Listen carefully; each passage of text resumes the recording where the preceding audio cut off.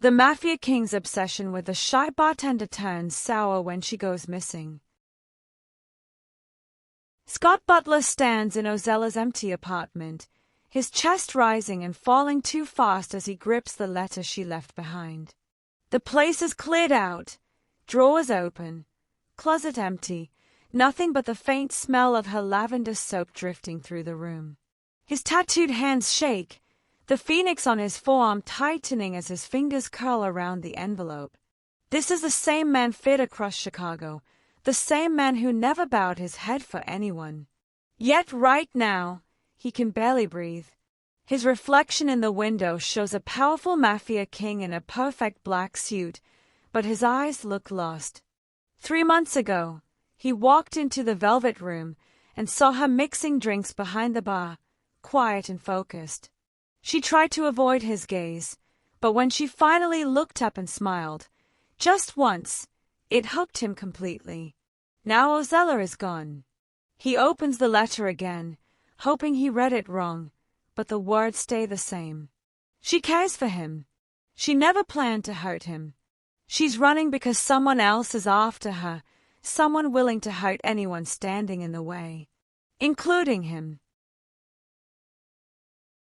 My dad always believed in me hitting 10,000 subscribers, even on his sickbed. I don't want to give up on his hope now. If you'd like to support my journey, please hit that subscribe button. Your subscription would mean more than you know. Scott Butler had built an empire that stretched from the Gold Coast to the far edges of Chicago's underground. People followed his rules without hesitation, whispered his name with caution, and moved aside when he passed. He lived in a high-rise penthouse overlooking River North, surrounded by the kind of luxury most people only saw in movies: Italian marble floors, priceless artwork, rare whiskey collections, and a skyline that glowed like a promise he could never touch. But for all the power he held, his life felt empty. He woke up every morning to silence. He ate alone. He handled business surrounded by men who feared him, not people who knew him. For years he convinced himself he didn't need anything more. Love was a risk, and risk was something he eliminated, not welcomed. That changed the night he walked into the Velvet Room. The speakeasy sat hidden beneath a shop on Rush Street, accessible only through a side door watched by 2 guards. Inside, the lighting stayed low, the air warm, the atmosphere rich enough to make anyone lean in closer. It was a place where people exchanged secrets as easily as they ordered drinks. A place where the city's wealthy and dangerous mixed freely, pretending for a few hours that they were all the same. Scott didn't go there for pleasure. He had a business meeting scheduled with a few men who owed him more than money. He expected the usual routine: sit, negotiate, threaten if needed, leave. Nothing in the Velvet Room should have surprised him. Nothing ever did. Until he saw her. Ozella Fisher stood behind the mahogany bar, her hands moving with steady confidence as she mixed a cocktail. Honey blonde curls framed her soft face, her hazel eyes focused on her work. She didn't carry herself like the other bartenders who flirted to earn tips or attention. She kept her posture straight, her movements quiet, her expression calm. Her presence felt gentle, almost soothing, yet she seemed determined to stay unnoticed. She didn't succeed. Scott stopped walking without realizing it, his attention caught as completely as if someone had grabbed his suit jacket.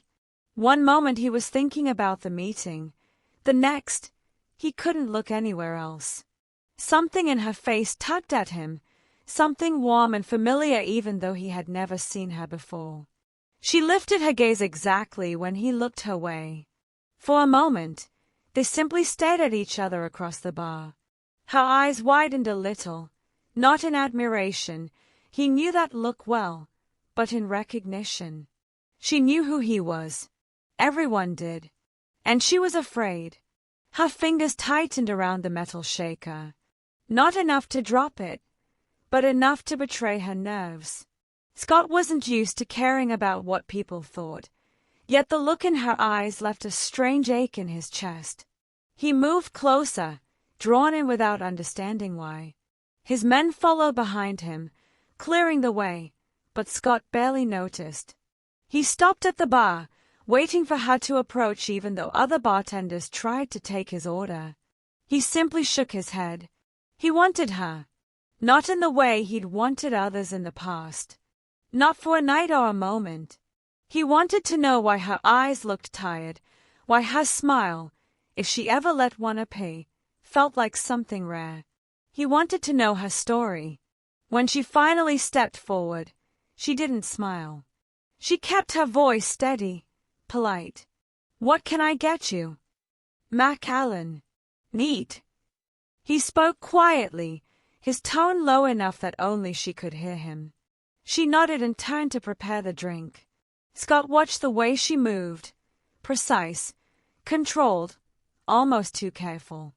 She wasn't scared of him hurting her. She was scared of something else, something she carried in her posture like a shadow.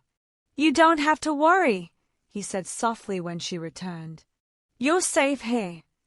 Her eyes flicked to his again, holding a mix of confusion and disbelief.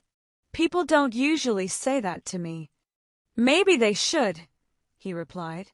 For the first time, she looked at him fully, really looked, and something shifted between them. Not a spark, not a sudden rush. Something quieter, deeper, a silent recognition neither of them could explain.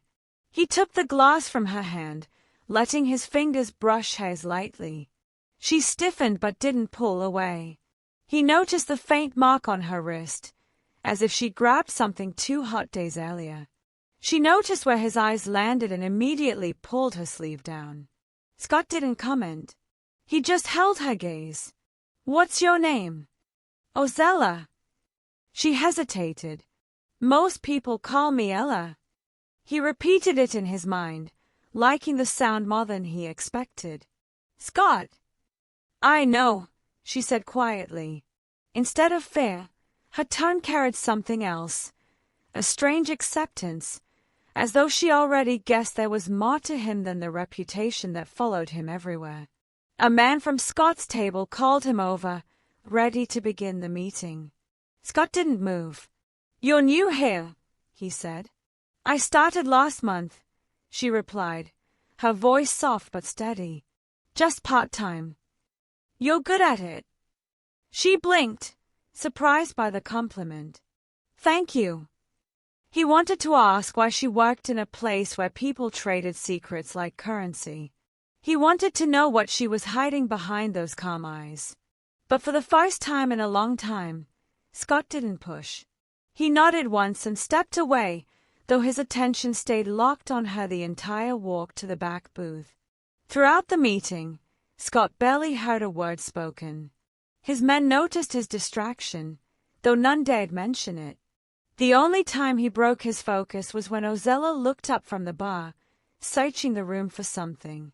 When her eyes found him again, her expression softened, just a hint, just enough to make his chest tighten.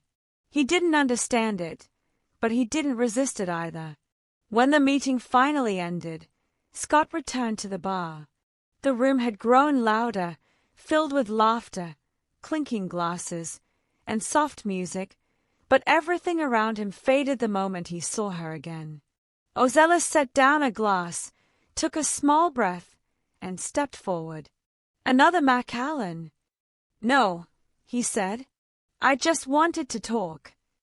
Her lips parted slightly, not a smile, not hesitation, but something in between. "About what?" Scott didn't know how to answer. He only knew he wanted to hear her voice again. "Anything you want," he said truthfully. She didn't speak right away. Instead, she leaned her elbows gently on the counter, studying him with more confidence than before. He saw curiosity in her eyes this time, not fear. "What made you come here tonight?" she asked. "Business." "Does business usually look this heavy?" He gave a short breath of a laugh. Only when something unexpected happens. Her cheeks warmed, though she tried to hide it. I didn't mean to interrupt your night. You didn't interrupt anything, he said.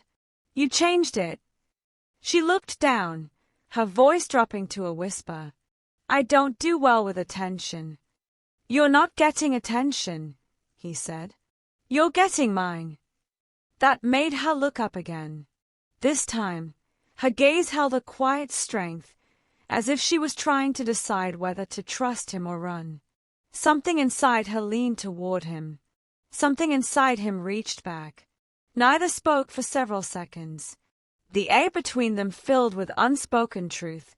Something new, something important neither could define yet. Scott didn't know it then, but that moment would mark the beginning of everything. The beginning of love. The beginning of trouble. The beginning of a story that would change both of them forever. After that first night, Scott returned to the velvet room again, and again, and again. At first, Ozella thought it was a coincidence. Men like him didn't frequent bars without purpose. But every evening he walked through the entrance, the atmosphere shifted just slightly, as if the room itself took a breath. He took the same seat at the bar each time. He ordered the same drink, Macallan neat. He didn't flirt, didn't demand her attention, didn't take advantage of his name. He simply watched her, quietly, respectfully, with an interest so steady she felt it long before she admitted it. Their conversations began in fragments. Short exchanges slipped between her mixing cocktails and his rare smiles. One night she asked, You always drink the same thing. It's my favorite, he said.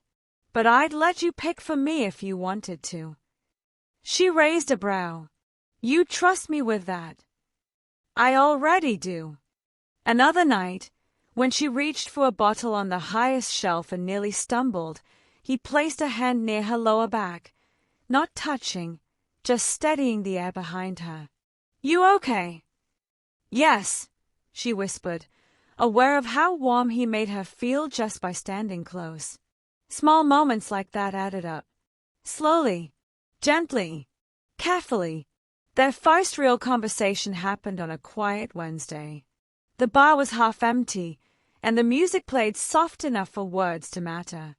You're different from what I expected, she admitted, polishing a glass. What did you expect? A man who enjoys power for the sake of it. He leaned forward slightly. And what do you see now? She thought for a moment. Someone who wanted a different life before this one. She was right. He hadn't told anyone about his early dreams and years, yet something about her loosened the grip he kept on his memories. I studied architecture for 2 semesters, he said, before my father died and everything changed. Her face softened, and she rested both hands on the counter as though grounding herself. Do you miss it? Every day. His voice was low, almost surprised at how easily the words came. I wanted to design buildings people would remember. Beautiful ones. Places that felt like home. That's why you notice details, she murmured. You look at people like you're studying a structure. You're not a structure, he said, holding her gaze. You're? He stopped himself before saying too much. Different. She didn't push him to continue. She simply smiled, a small, gentle curve of her lips that made his chest tighten. Ozella slowly shed pieces of her world too. Her love of Chicago's historic buildings, her fascination with the Rookery's ironwork, her habit of taking morning walks through Millennium Park when the city felt quiet enough to breathe, her careful lifestyle, designed to avoid attention, avoid attachment, avoid trouble. She never gave him too much at once, but she gave him enough. Scott remembered everything. Soon, little surprises appeared behind the bar. First edition books about Chicago architecture and design, the kinds of things only someone who listened closely would know she loved. She found them tucked neatly near her station with no note, but she always looked toward his seat with a smile she didn't try to hide. One evening, Giuseppe, Scott's trusted driver, a man in his late 60s with a kind face, offered her a ride home. Scott hadn't asked him to. Giuseppe simply saw the way she hesitated when walking out alone. "Boss cares," Giuseppe told her one night as she sat in the back seat. "He tries not to show it, but it's there." Ozella glanced out the window, unsure how to respond. "Why me?" "Because you're gentle," Giuseppe said. He hasn't had gentle in a long time. Scott never asked Giuseppe to report on her, but the old man shared small things anyway. Her favorite coffee shop on Lake Street, her habit of humming softly when nervous, the way she hugged her bag to her chest when walking alone, as if expecting someone to snatch it. Every detail only made Scott want to protect her more. Weeks passed, and their connection deepened without either of them naming it. She laughed more. He softened around her in ways his men barely recognized. The velvet room became their world, one drink at a time, one conversation at a time. The night everything shifted came unexpectedly. It was closing time. The bar had emptied, and Ozella wiped down the counter, humming under her breath. Scott watched from his usual seat, unwilling to leave even though he had stayed far past what made sense for a man in his position. "You're here later than usual," she said, hanging the towel over a hook. "I don't want to go yet." She looked at him with a question in her eyes, and he answered it before she could voice it. "I want to tell you something," he said. Her brows drew together slightly. "My life isn't clean. It hasn't been for a long time. I've hurt people. I've made choices I can't undo. I built an empire I never wanted, but now it's the only thing keeping the people loyal to me safe." She didn't move away. She didn't look frightened. She simply listened. "I'm not pretending I'm a good man," he continued, "but I'm trying to be better. With you, I want to be better." Silence filled the space between them, not heavy, but meaningful. Ozella stepped closer, her voice soft but steady. "I don't care who you used to be. I care about who you're choosing to be now. We can't change the past, Scott. We can only choose our direction forward." Her words hit him harder than any threat he'd ever faced. She touched his hand lightly, just one moment, one soft connection, and his breath caught. "Where do you want to go?" she whispered. "To you," he said honestly. Something in her expression broke open, something gentle and hopeful. She leaned in slightly, drawn to him as naturally as breath. Their first kiss happened in the warm glow of the bar lights, the entire room quiet except for their soft breaths. Her hand slid up to his shoulders as his fingers brushed her cheek, the moment slow and tender, filled with all the things they weren't brave enough to say aloud. When they separated, she rested her forehead against his chest, and he closed his eyes, holding her carefully, as though she was something precious he'd been allowed to touch for the first time. That night marked the beginning of something neither of them could walk away from. In the weeks after their first kiss, Scott's life changed in ways even his closest men didn't understand. He didn't announce it. He didn't explain it. He simply shifted everything around one person, Ozella. Meetings were moved to earlier hours so he could spend evenings at the Velvet Room. Associates waited longer for decisions because he refused to answer calls while she was talking to him. His closest advisors noticed the pattern first, exchanging silent glances whenever he pushed aside empire matters just to match her schedule. Scott didn't care. For once, power wasn't his priority. She was. Their connection deepened quickly, but gently, as if neither wanted to break the fragile peace they found in one another. When the weather was warm enough at night, he took her to Grant Park after closing.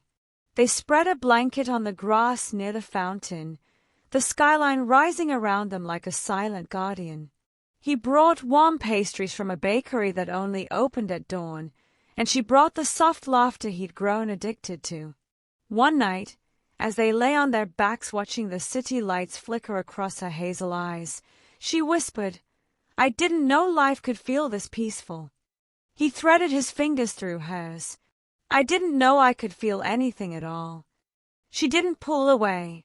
She squeezed his hand. At the penthouse, their moments were even softer. Scott tried cooking one night after she mentioned missing homemade meals. The result was absolute chaos: burned garlic, a smoking pan, and a sauce so thick she asked gently whether it was supposed to look like cement. He laughed harder than he had in years. Then she laughed too, and the disaster turned into dancing barefoot across his kitchen floor. She moved slowly against him, her cheek pressed to his chest, and the entire world seemed to narrow to her warmth. "You make me feel seen," she said that night, her voice quiet but certain. "You make me feel human," he answered. He introduced her to his inner circle soon after: Marco, his consigliere, Alessa, his head of finance, and Giuseppe, whom she already adored. They welcomed her not because Scott ordered it, but because they had never seen him look at anyone the way he looked at her. She noticed it too. "They watch you when you look at me," she said one night.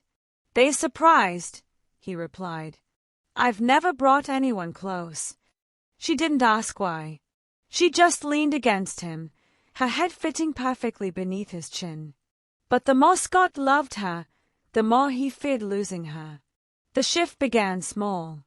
A new security camera near the speakeasy entrance. A quiet request to the manager to keep an extra eye on the back alley. A tracker installed on the car Giuseppe used when taking her home, not for control, he told himself, but for safety. He ignored the part of him that knew the truth. He wanted to know where she was at all times. He wanted her within reach, within sight, within protection.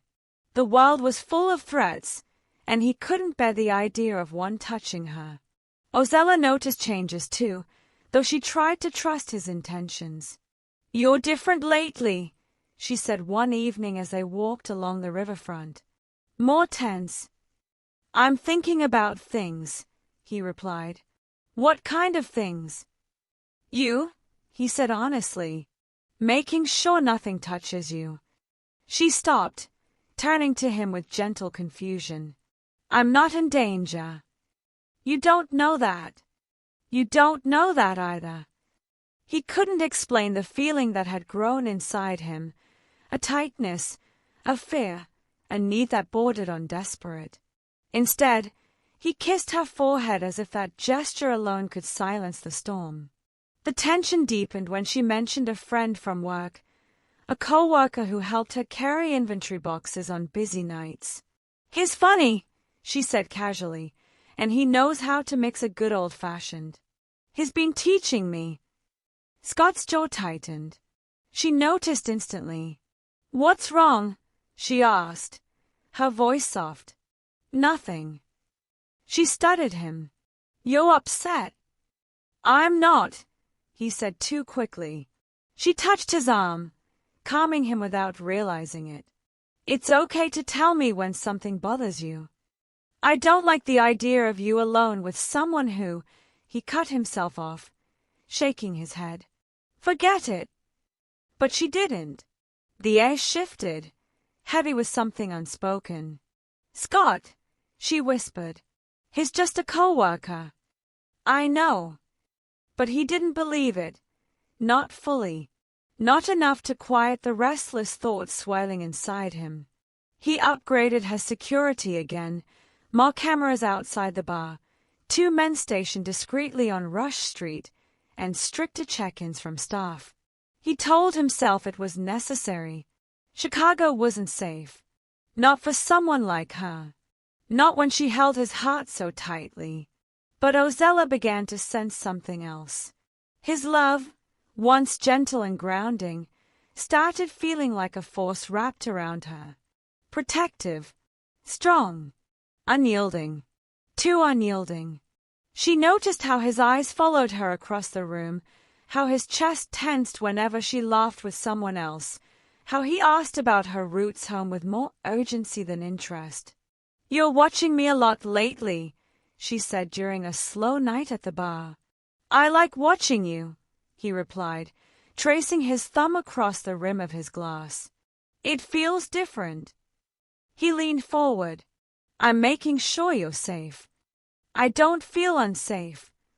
"You don't have to feel it for it to be real," he said. She looked away, unsure how to respond.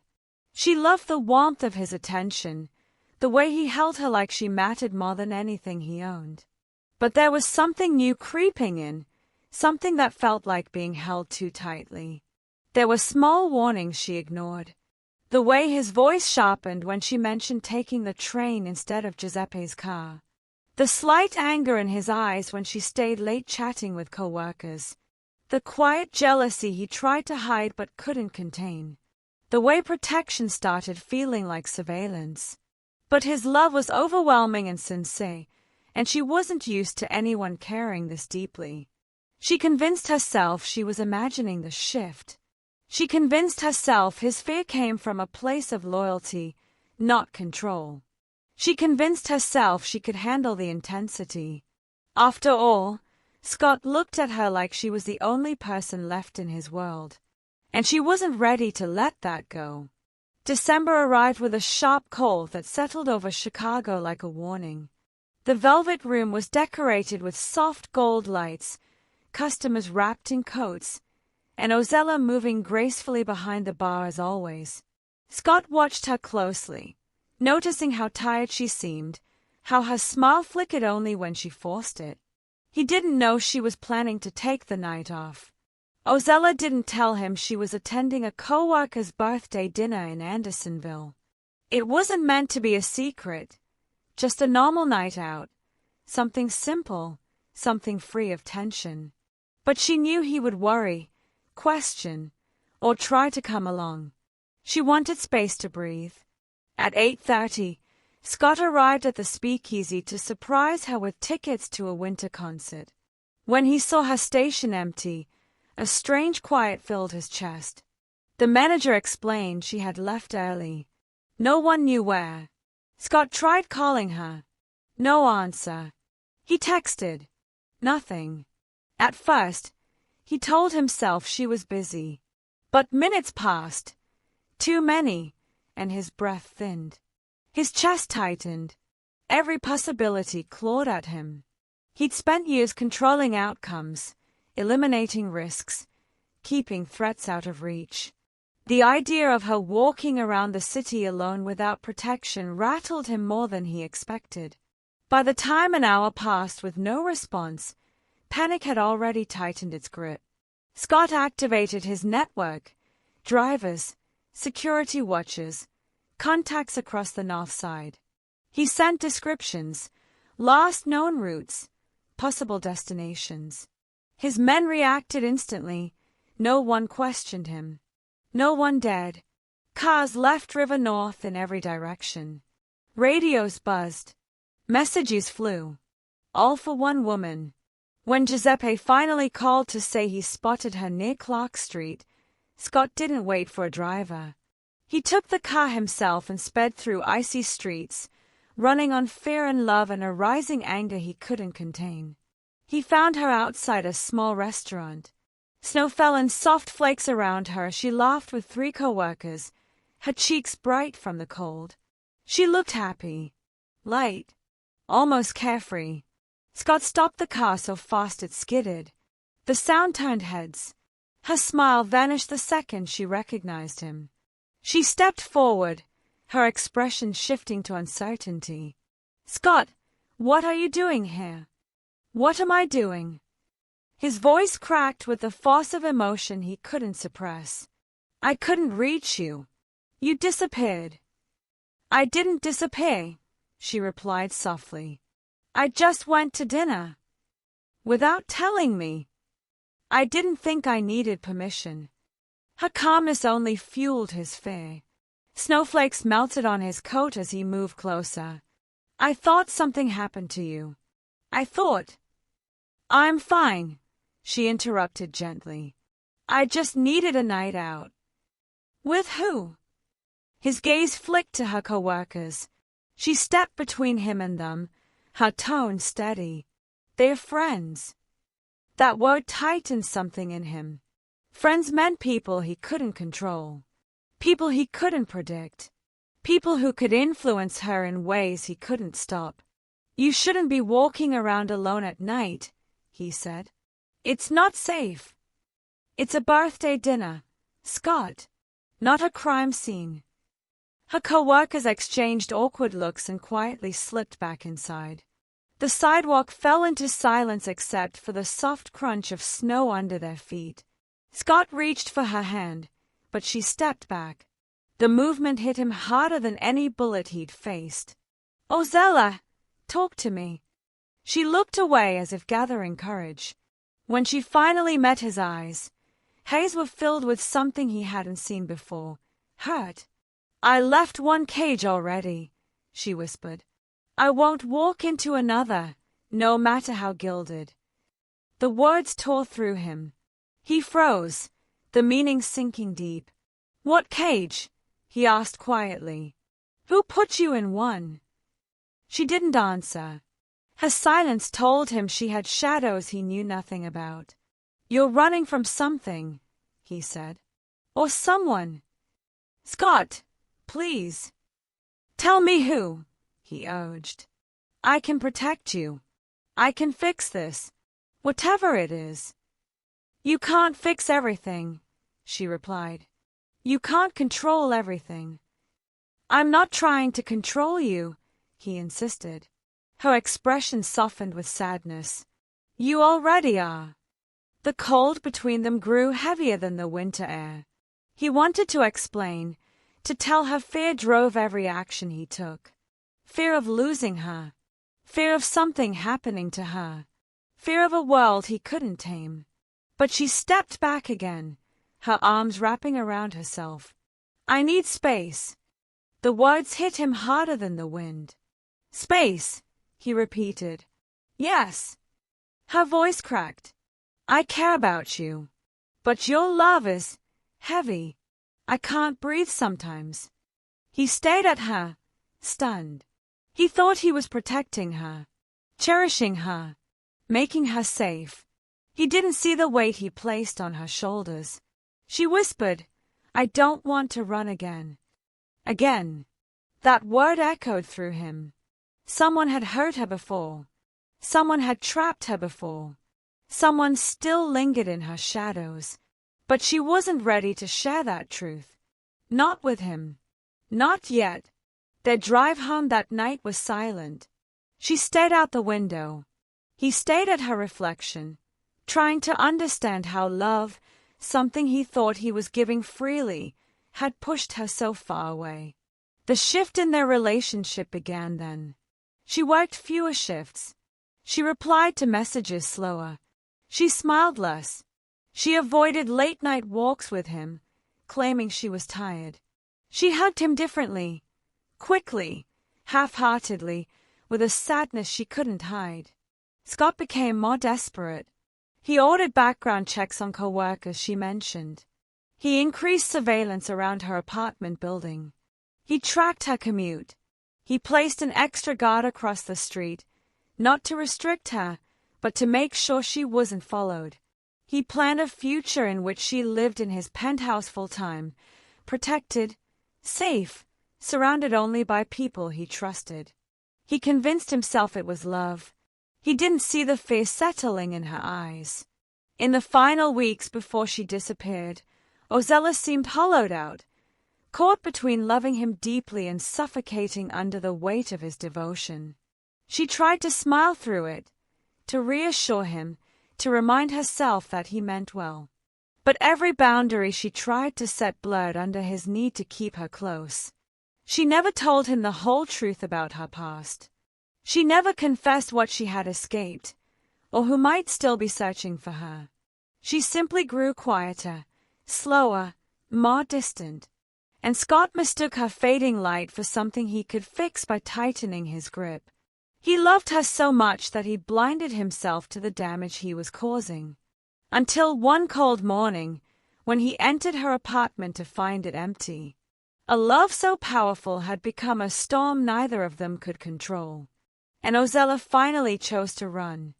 The January morning felt wrong before Scott even opened his eyes. A weight sat on his chest, heavy and cold, the kind that warned of loss long before the mind understood it.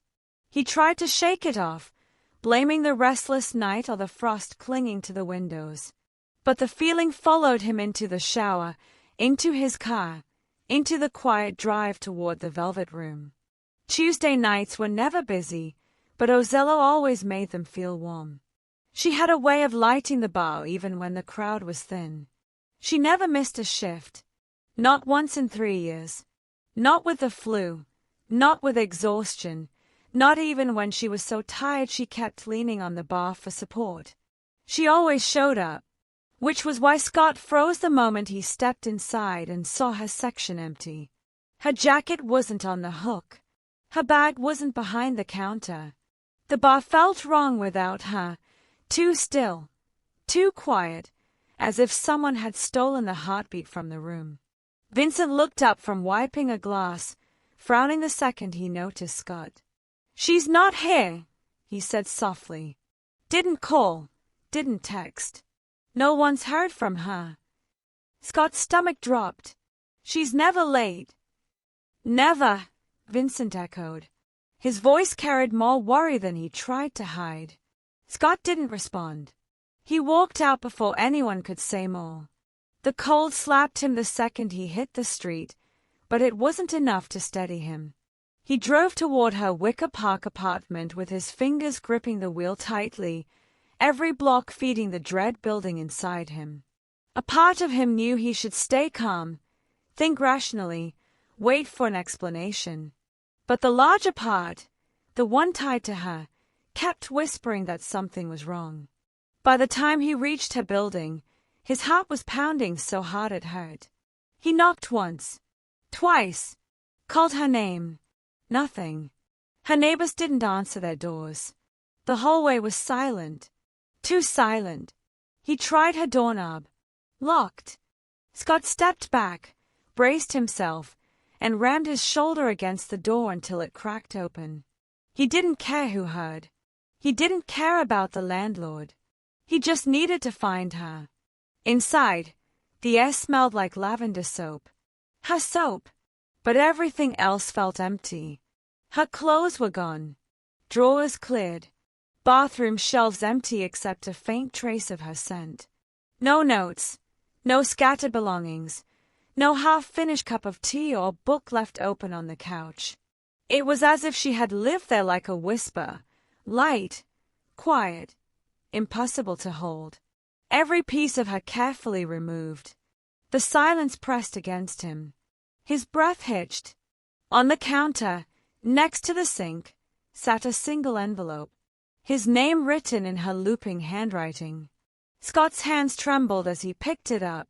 He knew, even before opening it, that whatever lay inside was going to break him. He unfolded the letter slowly, afraid of what it would confirm. "Scott, my love, if you're reading this, I'm gone. I'm sorry. I wanted to say this to your face, but I knew you'd stop me. Please forgive me for leaving like this. I love you, more deeply than I ever planned to love anyone again. You gave me joy I didn't believe I could feel. You gave me safety, warmth, laughter, nights I will never forget. You made me feel cherished in a way that healed parts of me I thought were lost forever. But staying with you would destroy you. And I can't carry that on my conscience. There is someone in my past I never told you about. Someone who claimed ownership of me long before I escaped. Someone who made me afraid to sleep, afraid to speak, afraid to breathe wrong. I left him years ago, but men like him don't let go. They wait. They follow. They punish. I saw signs recently. I felt eyes on me again. Doors unlocked that I knew I had closed. Messages from unknown numbers. A name whispered at my job. I tried to ignore it. I told myself it was in my head. But I know him. I know what it means when he starts to circle back. If he discovers you, he won't stop until you're gone. You're powerful, Scott, but he plays a different kind of game. Staying beside you would put a target on your chest. I can't let that happen. You protected me with your whole heart, even when I didn't understand it. You loved me the way I always hoped someone would. But your love became heavy because I couldn't tell you the truth. The weight wasn't yours, it was mine, dragging both of us down. I need you to live, to breathe, to build a future that isn't shadowed by my past. So I'm leaving before he drags you into a war you don't deserve. Please don't search for me.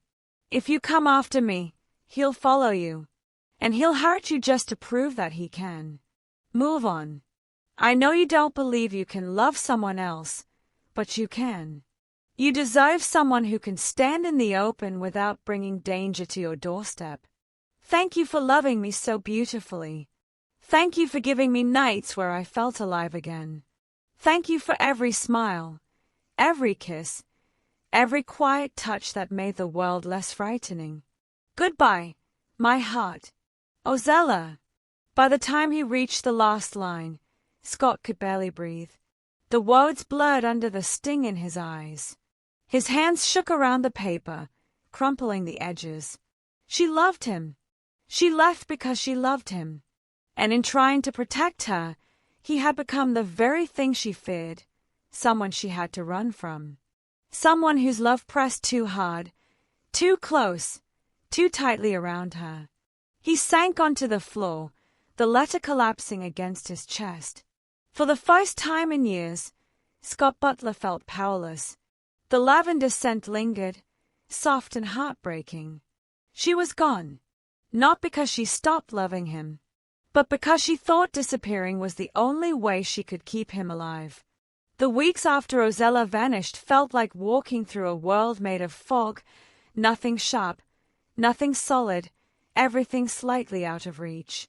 Scott moved through his days like a man half awake, caught between shock and obsession, unable to accept that someone so vivid could simply disappear.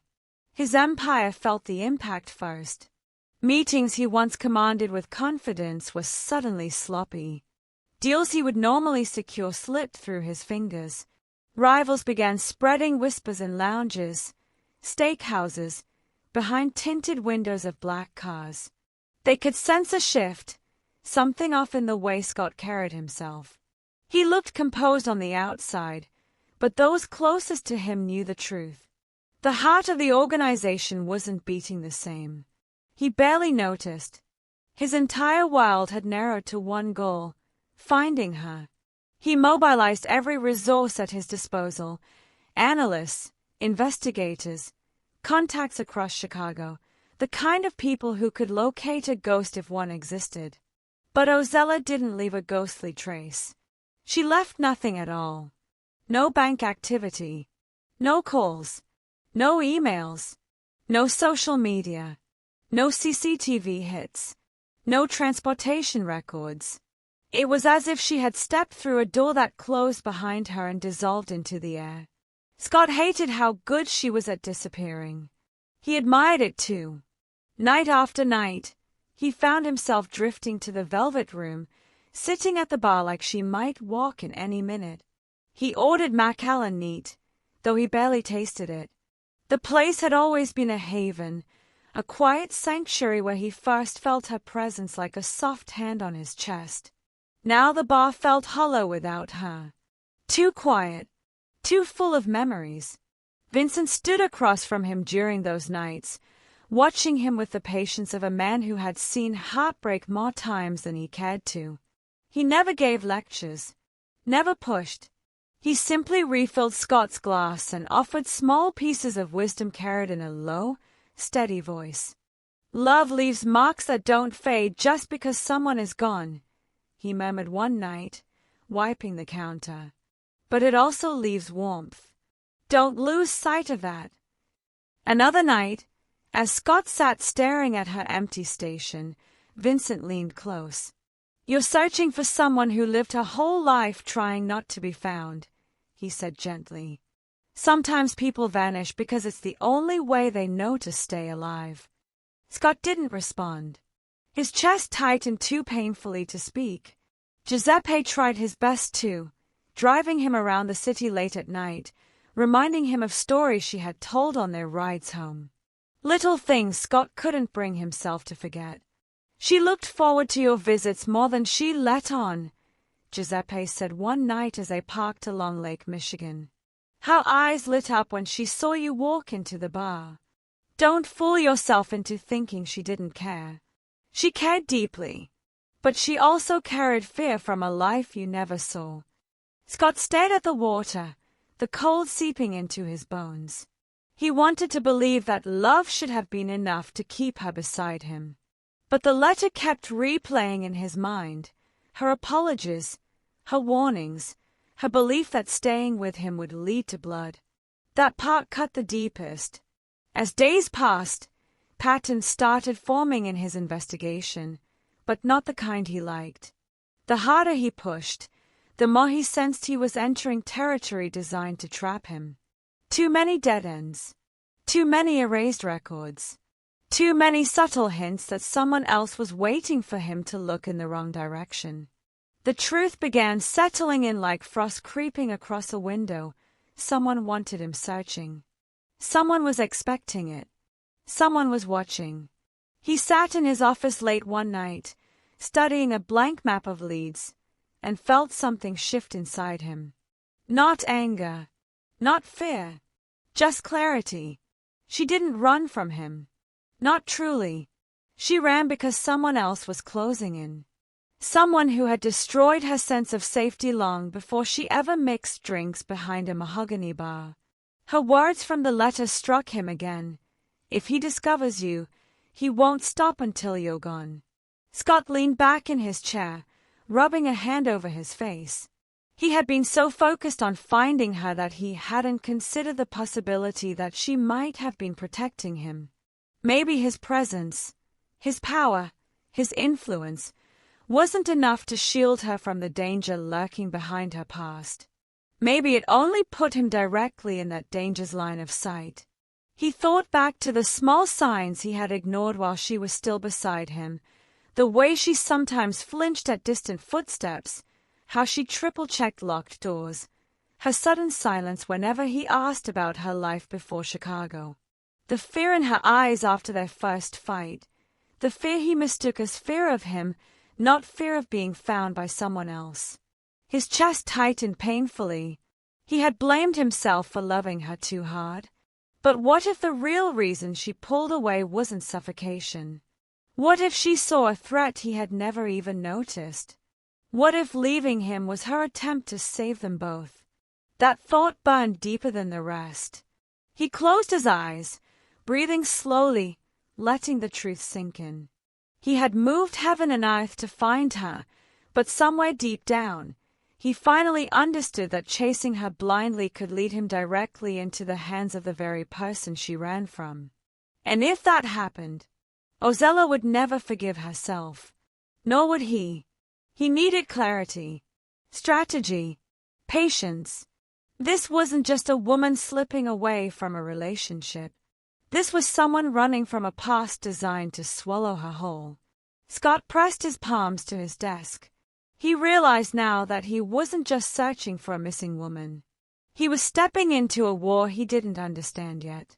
And someone watching from the shadows of her past, wanted him to take exactly that step.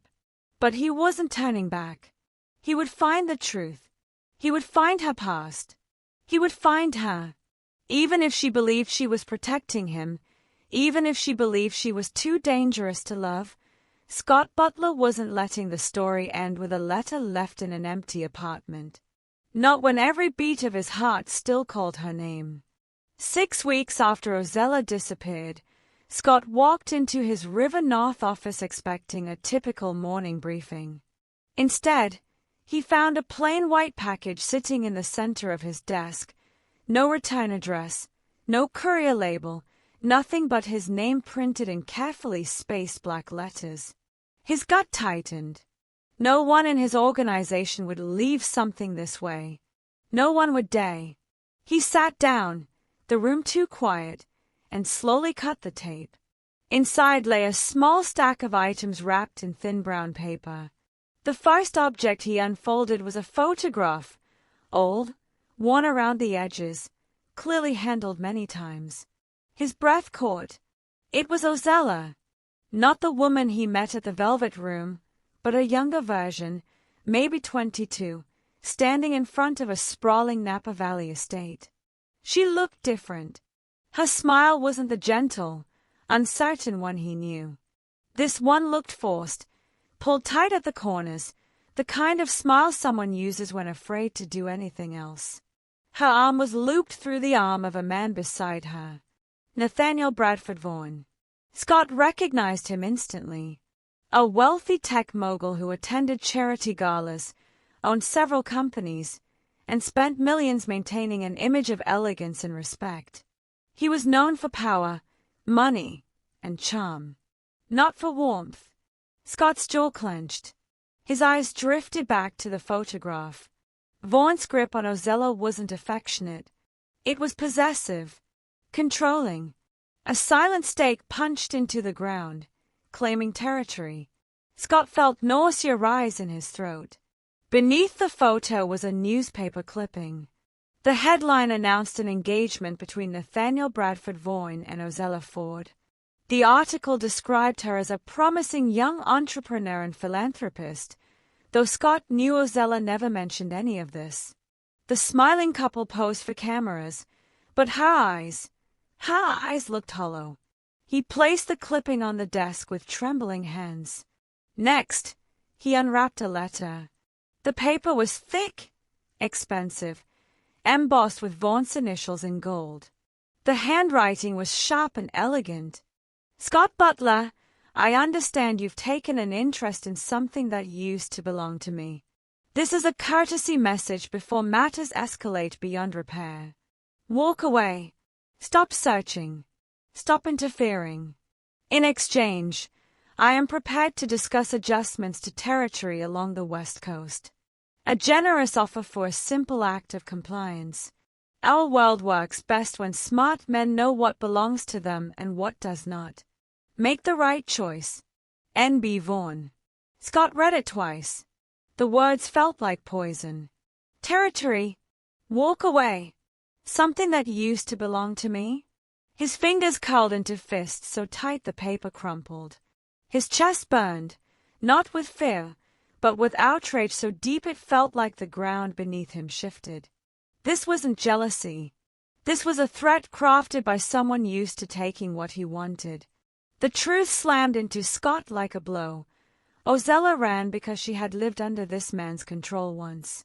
She ran because she knew exactly how far Vaughan would go to reclaim what he believed he owned. She ran because involving Scott meant placing him in the path of a man who treated human beings as possessions. He forced himself to breathe slowly as he opened his laptop. If Vaughan thought he would quietly surrender, he had seriously miscalculated. Scott started his search with public records, charities, investments, acquisitions. All clean. Too clean. Behind the polished surface, he found shell companies led through multiple countries, offshore accounts hidden under false identities, and private security firms that answered to no one but him. This wasn't a businessman. This was a global predator hiding behind luxury and handshakes. Scott dug deeper, calling in specialists who owed him favors. What they uncovered made his blood run cold. Ozella had entered the foster care system at age 8, moved through 7 homes, graduated high school early, worked 2 jobs, changed addresses often, always trying to keep her life small and quiet. At 22, she received an invitation to a charity gala through the diner she worked at, a ticket purchased anonymously. A few weeks later, she was photographed beside Vaughan. Within months, she had moved into his Napa estate. The files grew darker from there. Isolation. No contact with friends. No financial independence. No access to transportation. Staff members hired and dismissed quickly. Security systems upgraded to limit her movement. Scott felt his stomach turn. 2 years later, she disappeared from Vaughn's estate. Police reports were filed for a missing fiancé, but they were later withdrawn. Vaughn claimed she returned home to her family. A lie, because she had no family to return to. A colder realization settled over Scott. Ozella didn't escape easily. She fled in fear, without resources, without support, without guarantees she would ever be safe. She had changed her name, moved states, wiped under the radar, built a careful life that left no digital trace. The only mistake she made was falling in love with a man powerful enough to draw attention. Him. Scott's throat tightened. How many times had she stood behind the bar, carrying this weight alone? How many moments had she clung to quiet, simple joys, her books, her walks, her job, trying to forget what once held her? He forced himself to keep reading. The final folder hit him hardest. A confidential report listing 6 other women connected to Vaughn over the last 15 years. 3 had survived long enough to flee. 3 were still missing. Scott closed his eyes, overwhelmed. This wasn't a romantic rival. This was a man who built his wealth on domination and silence. A man who chased vulnerable women, isolated them, and erased their lives. Ozella wasn't just running from a past relationship. She was running from a predator who believed she would always be his to reclaim. Scott leaned back in his chair, staring at the photograph again. The younger Ozella Ford, looked like she was trying to smile through panic. He felt an ache he couldn't name, deep and sharp, filling every part of his chest. She didn't run from him. She ran because she wanted him alive, and because she believed Vaughn would destroy anyone who stood in his way. Scott understood everything now. He wasn't chasing a scared woman who didn't want him. He was chasing someone who had been hunted her entire adult life. Someone who had tried to build a quiet world out of broken pieces. Someone who loved him enough to leave before danger reached him. He traced her face in the photo with his thumb. No more confusion. No more hesitation. No more letting her face the world alone. He knew exactly what must come next. Not a war of bullets. A war of truth. A war that could finally free her. Scott Butler had always been a man who understood power, how to earn it, how to protect it, how to wield it without hesitation. But after learning what Ozella had truly lived through, something inside him altered in a way that even he couldn't fully articulate. The search for her shifted. It was no longer about bringing her back into his arms. It was about clearing the path so she could breathe freely for the first time in years. And to do that, Nathaniel Bradford Vaughan had to fall. His crew expected blood. They expected a war, the kind that leaves scars on entire cities. But instead, Scott called a meeting in the quiet hours before dawn. His most loyal men filled the long table, waiting for orders that never came. "We're approaching this clean," he said, voice steady, almost cold. "No retaliation. No bodies. Not this time." The room went still. Some exchanged glances, unsure if they heard him right. Violence had always been the language of their world, the currency of respect. But Scott wasn't interested in playing by old rules anymore. "Vaughn wants a deal," Scott continued. "He thinks fear will keep him safe. He's wrong." The shock lingering in the room didn't bother him.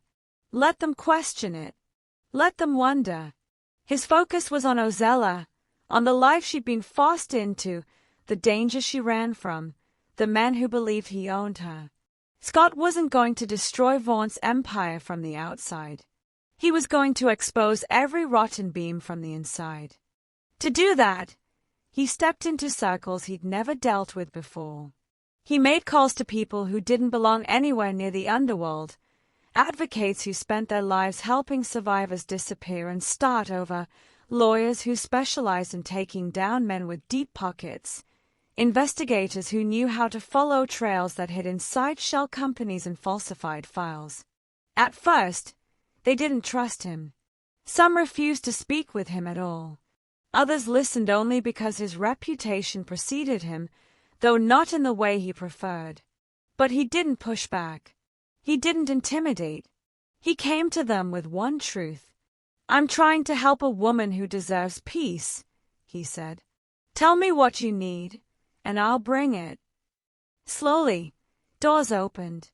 One advocate handed him a binder filled with years-old statements from women who had crossed Vaughn's path and barely escaped.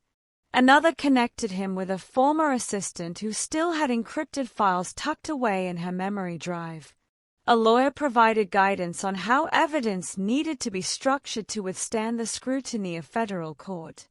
Bit by bit, Scott gathered the pieces: records, testimonies, images, footage from estates Vaughn thought were impenetrable. Each detail made the truth more unbearable. Vaughn hadn't just fixated on Ozella, he had made a pattern out of breaking women who reminded him of a fantasy only he understood. He had used wealth to mask cruelty, influence to silence resistance, and fear to maintain control. Scott spent long nights in his office reviewing every document, every line, every horrifying pattern. He felt anger crawl up his spine more than once, but he forced it down. This wasn't the time for rage. It was time for precision. The decision came quietly, almost anticlimactic.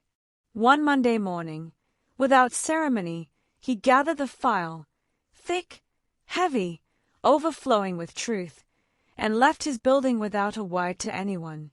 When he walked through the doors of the FBI field office, the metal detectors hummed, and agents snapped their attention toward him as if he carried a bomb.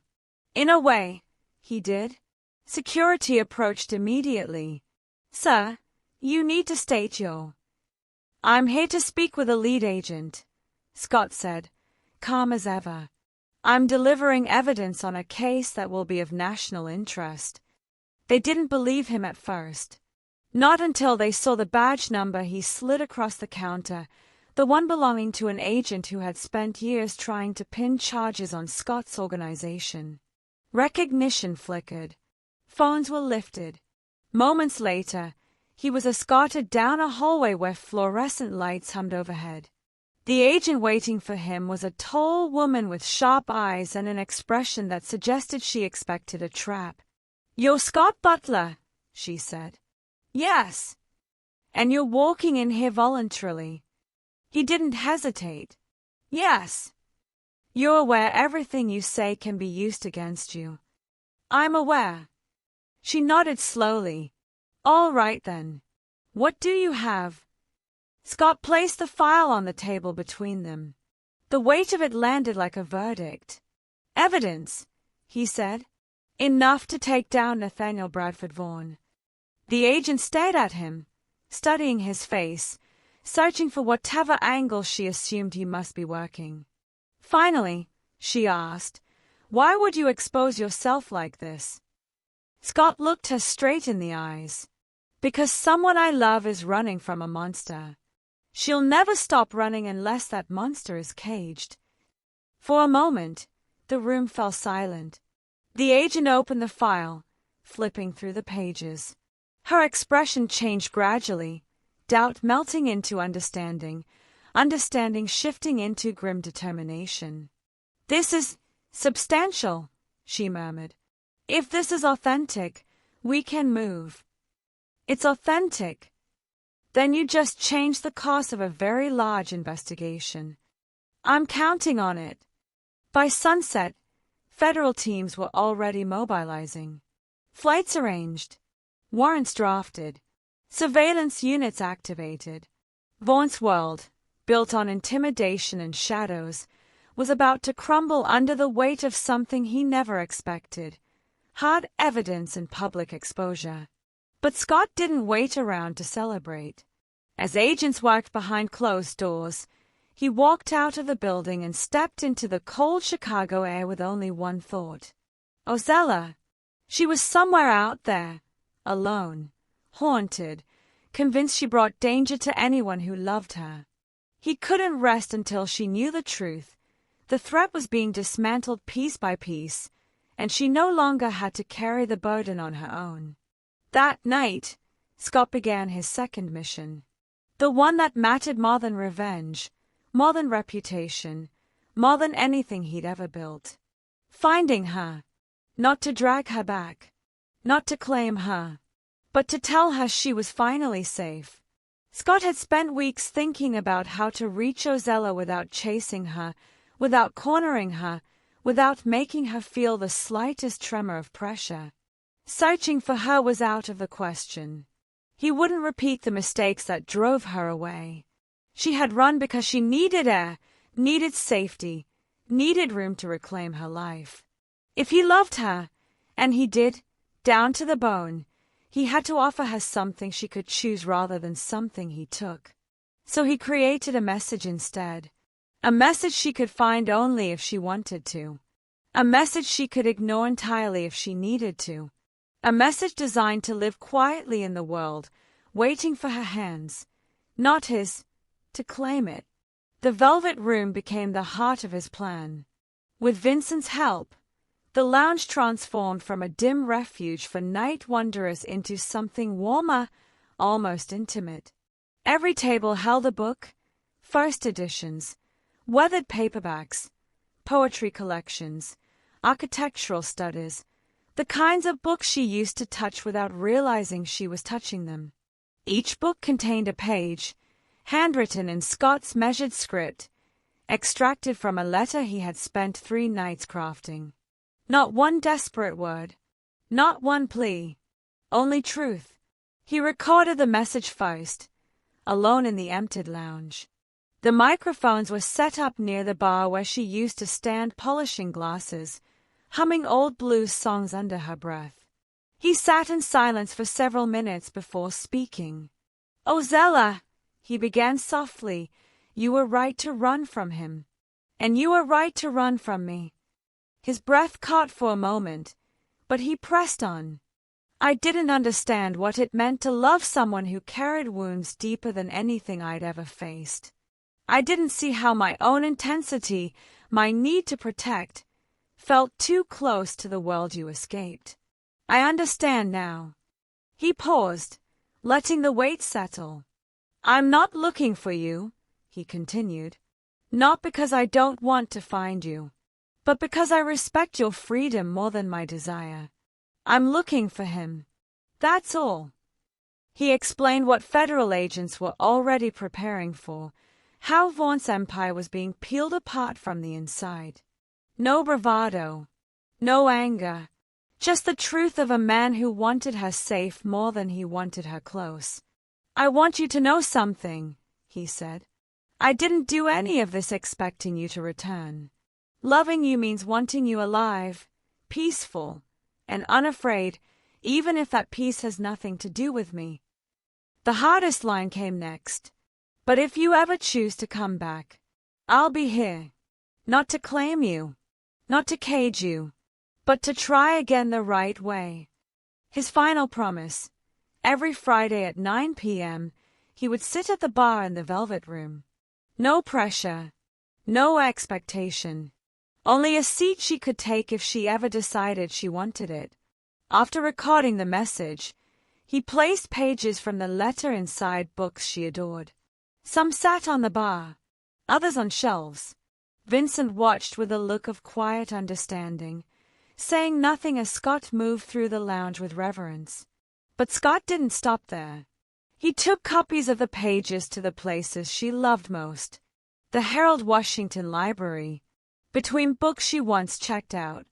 In the quiet corners where she found comfort. The reading rooms where sunlight used to rest across her shoulders. He left more near Cloudgate in Millennium Park, tucked beneath benches where she once sketched. He placed another along the lakefront trail, inside a weatherproof envelope taped beneath a worn wooden seat facing the water. He didn't know if she'd ever see any of them. He didn't even know if she was still in Chicago. But the city held memories of her, her laughter, her quiet, her dreams. Leaving his message that felt like whispering into the wind, hoping it might reach her someday, Vincent asked him late one night, "Do you think she'll ever find any of these?" Scott stared at the row of books behind the bar, each holding fragments of his heart. "I don't know," he answered honestly, "but she deserves the choice. For once in her life, she deserves the choice." So he cast his message out into the world, not as a net, not as a trap, but as something gentle. A bottle drifting across an ocean, carrying a confession with no destination guaranteed. Weeks passed. Some nights were quiet. Some nights were heavy. But every Friday at 9 p.m., Scott took the same seat at the bar. A glass of Macallan before him. The light low. The door always within his line of sight. Not with expectation, but with hope. A quiet, patient hope. A hope that love, when freed from fear, might still find its way back. Nathaniel Vaughn's arrest had shaken the country. Headlines flashed across television screens, news websites, and newspapers alike. Billionaire tech mogul charged with fraud, human trafficking, and suspected murder. The world Scott had once dominated now felt smaller, somehow less intimidating, and Vaughn's empire of fear was unraveling under the law he had never respected. Scott sat quietly in the back of the federal courthouse in San Francisco. He had left his name unspoken, his identity hidden in plain sight among the dozens of spectators.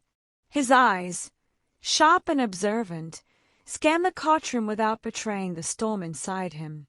The man who had haunted Ozella's past, who had tried to erase her life, was finally being confronted with every piece of evidence he had ignored, every testimony he had silenced, and every woman he had controlled. Vaughn entered the room with the arrogance of someone accustomed to victory. His tailored suits, the faint scent of expensive cologne, the subtle smile, Scott had imagined every part of him before this moment. But as the trial began, that smile faltered. One by one, witnesses stepped forward. One by one, each story chipped away at the illusion of power Vaughn had carefully constructed. The room was tense. Each statement, each piece of evidence, carried a weight Vaughn could not dismiss. His smirk faltered further with every financial record revealed, every security video examined, every story of women he had used and discarded. He leaned back, uncomfortable, his confidence weakening. By the third day of testimony, a woman slipped quietly into the courtroom. Her head bowed beneath a scarf and sunglasses, she moved with careful precision, avoiding attention. Scott's eyes locked onto her instantly. He recognized her posture, the gentle curve of her shoulders, the faint tremor in her step. It was Ozella.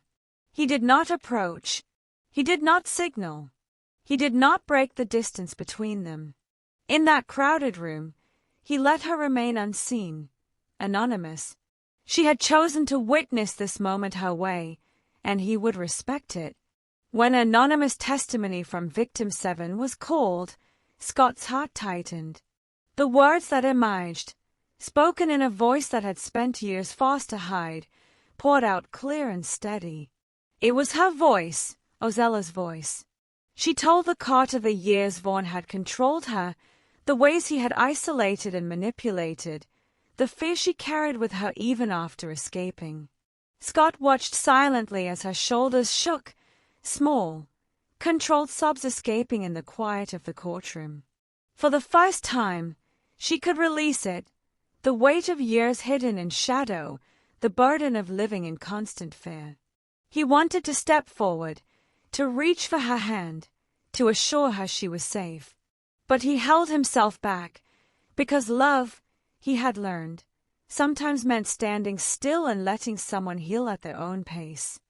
The trial continued, the courtroom heavy with testimony and evidence. And when the verdict came, it was absolute. guilty on all counts. Vaughn was sentenced to life in maximum security federal prison, with no possibility of parole. The judge's words landed like justice incarnate. A man who had once thought himself untouchable would now never harm another woman again. Ozella stood slowly, gathering herself. Her movements were careful, deliberate. The scarf and sunglasses remained, but the tension in her shoulders had eased. Scott trailed at a distance, weaving through the crowd to ensure she left safely, unseen by the press, untouched by lingering danger. As she exited into the sunlight of the courthouse steps, Scott kept his distance. He let her go first, letting her reclaim space she had been denied for so long. He watched as she breathed freely, as if the world itself had shifted to allow her this moment. It was a reunion without words, a silent acknowledgement between two people who had survived fear, love, and absence. Scott knew the fight wasn't over, not for their love, not for their chance to be together, but for this moment. He let silence speak. Ozella walked forward, free in the open air, and he followed, quietly, her shadow moving like a promise behind his own.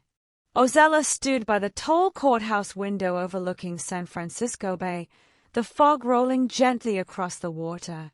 Her scarf was discarded now, and slowly she removed her sunglasses.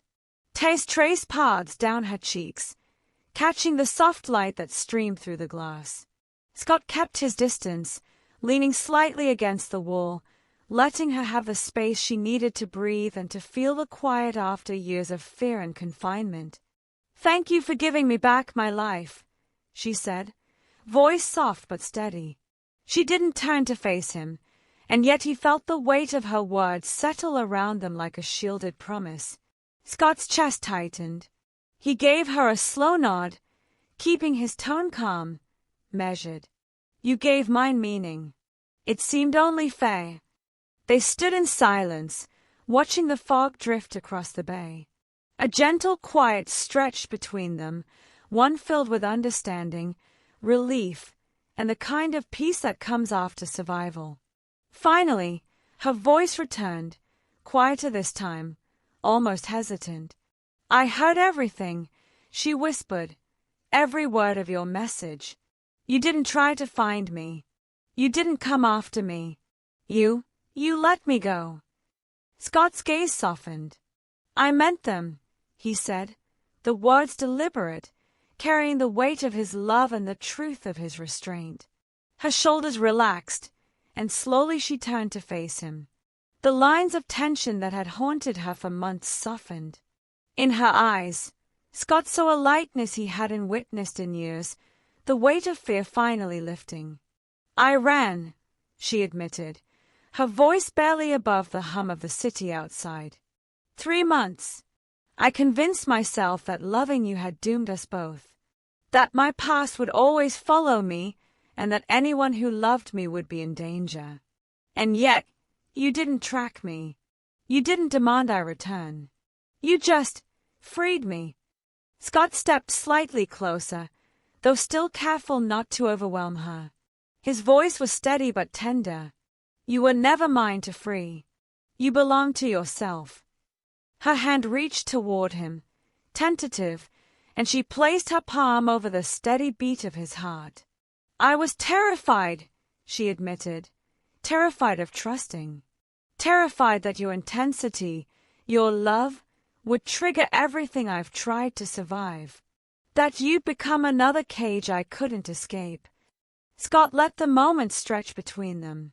He understood the truth in her words, and it humbled him. "I didn't know if I could love you without holding too tight," he said quietly. "I don't know if I know how to do that." Her lips curved into a small, reassuring smile. "Then we'll learn together," she said. Slowly, honestly, with boundaries, with trust. Love doesn't mean possession. Scott exhaled, relief and hope mingling in his chest. He reached for her hand, but waited until she offered it fully. She stepped closer, and he wrapped his arms gently around her. Their embrace was tender, protective, acknowledging both fragility and strength, a quiet celebration of survival, trust, and the possibility of something new. They held each other there, overlooking the bay, the city moving around them, indifferent and alive. Scott's hand rested on the small of her back, her palm still pressed to his heart. There were no expectations, no pressure, only the grounding presence of each other. "I love you," he whispered, "and I will choose to earn your trust every day." Ozella tilted her head, resting against his shoulder, and whispered in return, "And I love you. I will choose to let you in, every day, for as long as it takes to feel safe. To feel us." They lingered in that embrace, the courthouse corridor their quiet sanctuary. For the first time, both understood that love wasn't about control or possession. It was about patience, respect, and devotion. Each word, each heartbeat, each small touch was a promise to try again, carefully, intentionally, and together. The fog rolled onward, but inside that corridor, they had found a clarity neither had known before. A declaration of love had been made not through grand gestures or dramatic claims, but in trust, in restraint, and in the choice to be present for one another. Scott held her a little longer, pressing his forehead against hers. "We'll learn how to do this together," he whispered. "Yes," she breathed. "Together." And in that quiet space, two lives, once fractured by fear and running, began to weave into a shared path, a life defined by trust, care, and the daily choice to love and protect, without ownership, without demands. The 2 months in San Francisco were a time of discovery. Scott and Ozella learned how to exist together without the weight of empires or the shadows of past fears pressing down on them. Every day was a chance to practice patience, to build trust, to understand one another not as a possession but as equals. Therapy became part of their routine, a safe space to speak and listen, to share anxieties and celebrate progress. Communication was no longer assumed, it was asked for and heard. They wandered the city hand in hand. Golden Gate Park became a weekend ritual, strolling past oak trees and hidden gardens, discovering quiet corners where conversation could stretch without interruption. The Mission District's murals fascinated Ozella, their colors vibrant and alive, just like the connection growing between them. They rode cable cars together, laughing when the brakes jolted them forward, sharing coffee at small cafes tucked into alleys. Every movement, every outing reinforced a new foundation, partnership, not possession. Returning to Chicago in late April was a decision they made together. Scott had restructured his life as deliberately as he had built his empire. Lieutenants were promoted, responsibilities shifted, and the aspects of his business that thrived on intimidation and fear were separated from him entirely. Investments flowed into legitimate enterprises, community programs, and causes that mattered to him, and now to both of them. Ozella returned to the Velvet Room, but no longer as an employee. With Vincent retiring, she bought half the business, becoming a true partner. Together, they transformed the speakeasy into a place of warmth, creativity, and sanctuary, blending Scott's precision with Ozella's grace. Their Wicker Park townhouse reflected the same intention. A rooftop garden provided herbs for cocktails, and a telescope waited for nights of shared stargazing. It was a home built deliberately, thoughtfully, together. One June evening, under the dome of the Adler Planetarium, Scott paused in the planetarium's quiet glow. The stars projected above reminded him of a time when he used to pretend he was someone else, someone lighter, someone capable of hope. He turned to Ozella, taking her hand gently. "This isn't about ownership," he said, his voice low. I don't want you to belong to me. I want us to belong to each other. As equals. Her eyes glistened as he opened a small box. Inside rested a simple platinum ring, chosen for meaning rather than display. The message was clear: love shared, not controlled. Tears filled her eyes. You learned, she whispered. You actually learned. I'll keep learning, he said, for as long as it takes. Her smile trembled into a nod, and in that quiet, intimate moment, she said yes, not just to the ring, but to the choice to remain, to build, and to love him every day for the rest of their lives. Their wedding in September was intimate, held in the historic Rookery building. Giuseppe walked her down the aisle, a small but meaningful gesture of trust and family. Their vows were honest, grounded in the truths they had discovered together, the importance of boundaries, of communication, of partnership, and the daily choice to choose one another despite flaws or fear. Their life together flourished. They ran the velvet rooms side by side, traveled when the walls of the city felt too small, supported each other's healing, and learned to channel intensity into devotion rather than control. On their first anniversary, standing on their rooftop beneath the Chicago stars, Ozella whispered, "Freedom isn't running anymore. Freedom is choosing to stay and build." Scott held her close, the city lights casting soft patterns across her face. "And we're choosing each other," he said. "Every day." Together, they understood that love wasn't a prize or a possession. It was a practice, a decision, a promise renewed with every shared laugh, every honest conversation, every hand held against the world. And in that moment, beneath the vast sky, they made a silent vow to honor and grow alongside each other, to choose one another daily, in all their complicated glory, without fear and without restraint. My dad had always believed in me hitting 10,000 subscribers, even on his sickbed.